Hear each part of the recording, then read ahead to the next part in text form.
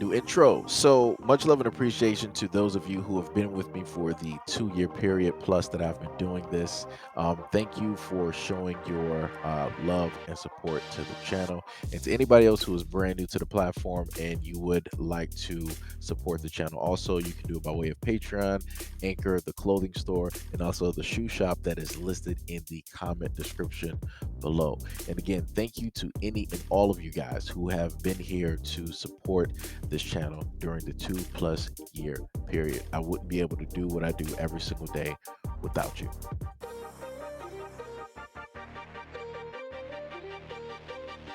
A 27-year-old Kenosha man faces a felony charge after he allegedly struck a Kenosha police officer in the face at the scene of a fatal shooting. The shooting took place in the 600 block of 57th Street. Avery L. Brice of the 3800 block of 28th Ave was charged Monday in Kenosha County Circuit Court with a felony count of resisting an officer causing a soft tissue injury. Brice also was charged with misdemeanor disorderly conduct. The felony carries a maximum fine of $10,000 and 6 years in prison. At his initial appearance Monday, Commissioner Larry Keating set a $1,500 signature bond for Brice. Jail records do not indicate if Brice has signed the bond as of Tuesday morning or have been released from custody. Police continue to investigate the shooting death of Marcus Wallace, age 28, of Kenosha, who died at the scene. 3 other people who also suffered injuries were treated and released from area hospitals. According to criminal complaint, Kenosha police responded to a scene at about 1:49 a.m. at a business on Sunday, and an estimated crowd of up to 100 people were on the scene. As police began to put up crime tape at the scene, they reported that the crowd began to yell and make threats towards police. As police attempted to put up the tape on the south edge of the scene perimeter, the complaints state that multiple members of the crowd attempted to pull it down.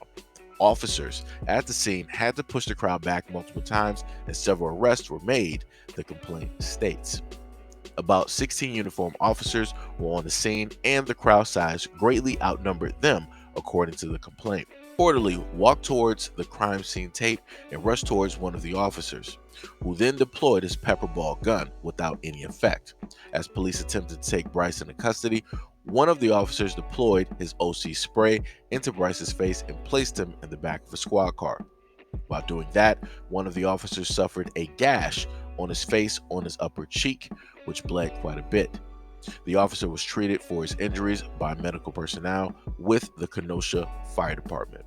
So, from my understanding, looking at the initial small report that was given about this, is that there was a business within the area and there was some type of celebration that was obviously taking place, and during that celebration and amongst those people, you ended up having a man get injured and lose his life because somebody else there ended up letting off their weapon. And nowhere in there did it state that any of this was, the fault of police, right? So what I'm saying is that I understand, in a sense, the anger that someone feels, seeing a life get taken, seeing a life get lost. But aim that emotion at the right persons or people, right? Don't decide that, okay, this is just a good time to just do whatever I want to sit up there and do, and people should automatically agree with it. No, like at no point in time should he have decided to do that. Like I said, an valid excuse that I can think of was like, okay, he was intoxicated. He had a little bit too much during the time.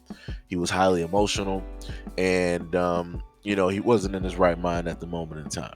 It was a highly emotionally charged, situation, and one thing led to another, and here you go, right? But like I said, at the same time, people need to start putting this anger in the right directions.